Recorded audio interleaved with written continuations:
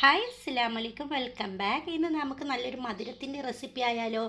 വളരെ പെട്ടെന്ന് തന്നെ അധികം ചേരുവകളൊന്നും ഇല്ലാതെ തയ്യാറാക്കാൻ പറ്റിയ നല്ലൊരു റെസിപ്പിയാണ്. അപ്പോൾ എങ്ങനെയാണെന്ന് നമുക്ക് കണ്ടു നോക്കാം. ആദ്യമായിട്ട് കാണുന്ന ആരെങ്കിലും ഉണ്ടെങ്കിൽ ഒന്ന് സബ്സ്ക്രൈബ് ചെയ്ത് സപ്പോർട്ട് ചെയ്യുമല്ലോ. ഇതിനായിട്ട് ഞാനിപ്പോൾ ഇവിടെ ഒരു കപ്പ് മൈദപ്പൊടി എടുത്തിട്ടുണ്ട്. ഞാനിപ്പോൾ ഇന്ന് മൈദയിലാണ് ഉണ്ടാക്കുന്നുള്ളത്. നമ്മൾ ബേക്കറിയിലൊന്നും പോയി കഴിക്കാതെ നമുക്ക് സ്വന്തം കൈകൾ വീട്ടിൽ വെച്ചിട്ട് തന്നെ തയ്യാറാക്കാൻ പറ്റുന്ന ഒരു റെസിപ്പിയും കൂടിയാണ്. അപ്പോൾ അതിനായിട്ടാണ് ഞാനിപ്പോൾ ഇവിടെ മൈദ എടുത്തിട്ടുള്ളത്. അതിലോട്ട് ഞാൻ ആവശ്യത്തിനുള്ള ഉപ്പും കൂടി ചേർക്കുന്നുണ്ട്. ഒരു അര ടീസ്പൂണിൽ താഴെ മാത്രം ഉപ്പ് ചേർത്തിട്ടുണ്ട്. അത്രയും മതി, കൂടുതൽ ഇൻഗ്രീഡിയൻസ് ഒന്നും ഇല്ല ഇതുണ്ടാക്കാനായിട്ട്. എന്നിട്ട് നമുക്ക് ആദ്യം ഈ ഉപ്പും മൈദയും നല്ലവണ്ണം ഒന്ന് കലക്കിയെടുക്കണം. ഇതേപോലെ ഒന്ന് കലക്കിയെടുത്തതിന് ശേഷം നമുക്കിതിലോട്ട് ഒരു ടീസ്പൂണ് ഓയിൽ ഒഴിച്ച് കൊടുക്കാം. അത്രയും മതി. എന്നിട്ട് വീണ്ടും ഒന്നും കൂടി മിക്സാക്കി കൊടുക്കുക.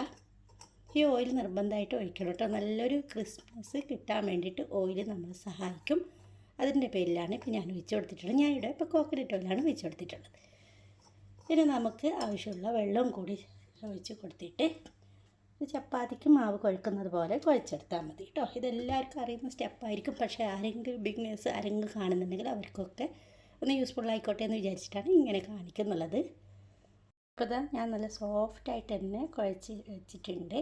ഇതവിടെ ഇരിക്കട്ടെ. ഇനി നമുക്ക് പാൻ വെച്ച് ചൂടാകുമ്പോഴത്തേക്കും അതിലോട്ട് ഒരു ടീസ്പൂൺ മാത്രം നെയ്യ് ഒഴിച്ച് കൊടുക്കാം. നെയ്യ് നല്ലവണ്ണം ചൂടായിട്ട് വരുമ്പോൾ നമുക്ക് ഇതിലോട്ട് 2 ടേബിൾ സ്പൂൺ റവ ചേർക്കാം. വറുത്തതോ വറുക്കാത്തതോ ഏത് റവ വേണമെങ്കിലും നമുക്ക് എടുക്കാം. പക്ഷേ ഇങ്ങനെ ചെയ്യണം, മസ്റ്റാണ് കേട്ടോ. വറുത്ത റവയാണെങ്കിൽ കൂടിയും ഈ നെയ്യിലിട്ടിട്ട് ഒന്ന് റോസ്റ്റ് ചെയ്തെടുക്കണം. കുറച്ച് ഒരു കളർ മാറുന്നത് വരെ ഇങ്ങനെ ഒന്ന് റോസ്റ്റ് ചെയ്തെടുക്കാം. ഇപ്പോൾ കണ്ടല്ലോ, റവയൊക്കെ റോസ്റ്റായി വരുന്നുണ്ട്. ഇനി നമുക്കിതിലോട്ട് ഒരു 1/4 കപ്പ് തേങ്ങ ചിരകിയതും കൂടി ചേർത്ത് കൊടുക്കാം. എന്നിട്ട് വീണ്ടും ഒന്നും കൂടി റോസ്റ്റ് ചെയ്തെടുക്കണം. നല്ലൊരു മണം വരുന്നത് വരെ ഇങ്ങനെ ഒന്ന് ചെറിയ തീയിലിട്ടിട്ട് റോസ്റ്റ് ചെയ്തെടുത്താൽ മതി കേട്ടോ. ആദ്യമായിട്ടാണ് കാണുന്നുണ്ടെങ്കിൽ റെസിപ്പി ഇഷ്ടമായാലും ഒന്ന് സബ്സ്ക്രൈബ് ചെയ്ത് സപ്പോർട്ട് ചെയ്യണേ. ഞാനിപ്പോൾ ഏകദേശം റോസ്റ്റായി വരുന്നുണ്ട്. ഇതിലോട്ട് കുറച്ച് കിസ്മിസ് ചേർക്കുന്നുണ്ട്. ഓപ്ഷനിലാണ്, നിങ്ങൾക്ക് വേണമെങ്കിൽ ചേർക്കാം. ഈ സമയം നിങ്ങൾക്ക് ഏലക്കായുടെ ഫ്ലേവർ ഇഷ്ടമാണെങ്കിൽ അതും കൂടി ചേർക്കാം. ഞാനിപ്പോൾ ഏലക്കായ ചേർക്കുന്നില്ല. ഒന്നും കൂടി നമുക്ക് ഇങ്ങനെ ഒന്ന് ചെയ്തതിന് ശേഷം നമുക്കിനി ആവശ്യമുള്ളത് ഇതിലോട്ട് ഒരു 1/4 കപ്പ് പാലാണ് ചേർക്കുന്നുള്ളത്. ഈ സമയം പാൽ ഇഷ്ടമില്ലെങ്കിൽ വെള്ളവും ചേർത്ത് കൊടുത്താലും മതി. 1/4 കപ്പ് തന്നെ പാൽ ചേർത്താൽ നല്ലൊരു ടേസ്റ്റ് വ്യത്യാസം ഉണ്ടാവും, അത്ര തന്നെ. പാൽ ഇഷ്ടമില്ലാത്തവർക്ക് വെള്ളവും ചേർക്കാവുന്നതാണ്. ഇത് നല്ലവണ്ണം ഇതിലൊന്ന് ചേരണം. എന്നിട്ടൊന്ന് തിളക്കാൻ അനുവദിക്കുക. കണ്ടല്ലോ, ഇപ്പോൾ പാലൊക്കെ വറ്റി വന്നിട്ടുണ്ട്. ഇനി ഇതിലോട്ട് 2 ടേബിൾ സ്പൂൺ മാത്രം പഞ്ചസാര ചേർക്കുന്നുണ്ട്.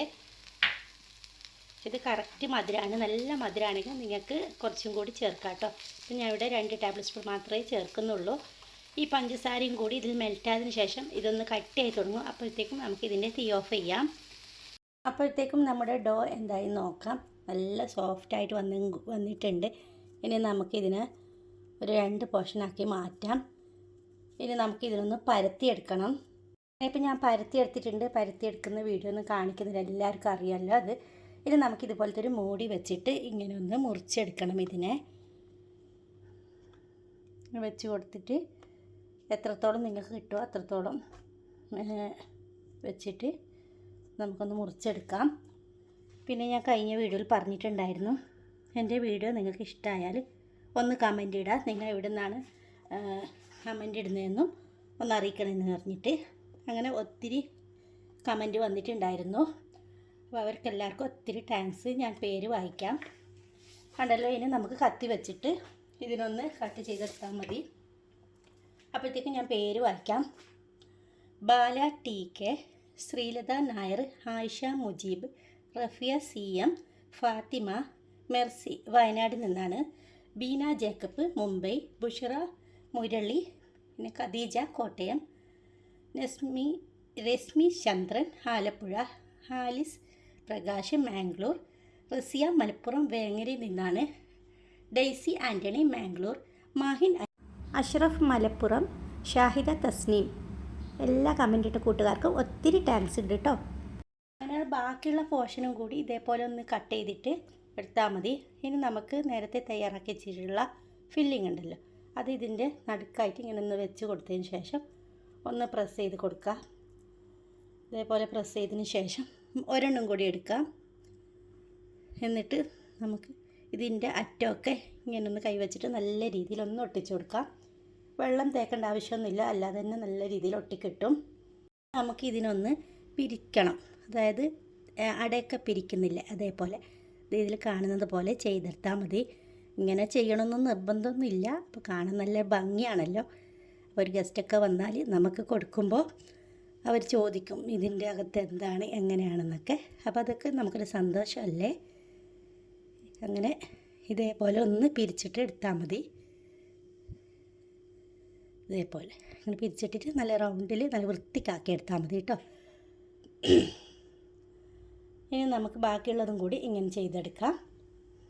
ഇതാ കണ്ടല്ലോ. അപ്പോൾ ഞാനിങ്ങനെ എല്ലാം കൂടി ആക്കി വെച്ചിട്ടുണ്ട്. നമുക്കൊരു സോസ് പാൻ എടുക്കാം. അതിലോട്ട് ഒരു 1/4 കപ്പ് പഞ്ചസാര ചേർത്ത് കൊടുക്കാം. ഒരു 1/4 കപ്പ് തന്നെ വെള്ളവും ചേർത്ത് കൊടുക്കുക. എത്രയാണ് പഞ്ചസാര എടുത്തത് അത്ര തന്നെ വെള്ളം ഒഴിച്ച് കൊടുക്കണം. അതിലോട്ട് 2 ഏലക്ക ചതച്ചിട്ടത് ചേർക്കാം. എന്നിട്ട് ഒന്ന് മിക്സാക്കി കൊടുക്കുക. തിളച്ച് വരുന്നുണ്ട്. തിളക്കുമ്പോൾ വീണ്ടും ഒരു 1/4 കപ്പ് വെള്ളം കൂടി ചേർത്ത് കൊടുക്കണം. നമുക്ക് അല്പം ഫുഡ് കളർ ചേർക്കാം. ഞാനിപ്പോൾ ഇവിടെ ഓറഞ്ച് കളറും ചേർക്കുന്നത്. ഇത് ചേർക്കണമെന്ന് നിർബന്ധമൊന്നും ഇല്ല. ഇത് കാണാൻ ഭംഗിക്ക് വേണ്ടിയിട്ടാണ് ഫുഡ് കളർ ചേർത്തത്. എന്നിട്ട് കുറഞ്ഞ തീയിലിട്ടിട്ട് നമുക്കൊരു പാനിയാക്കിയിട്ട് മാറ്റണം. ഇതിനെ ഒന്നും കൂടി തിളച്ച് വരുമ്പോൾ നമുക്ക് തീ ഓഫ് ചെയ്യാം. ഇതിനെ ഇപ്പം നൂൽപ്പരുവം ആവേണ്ട ആവശ്യമൊന്നുമില്ല.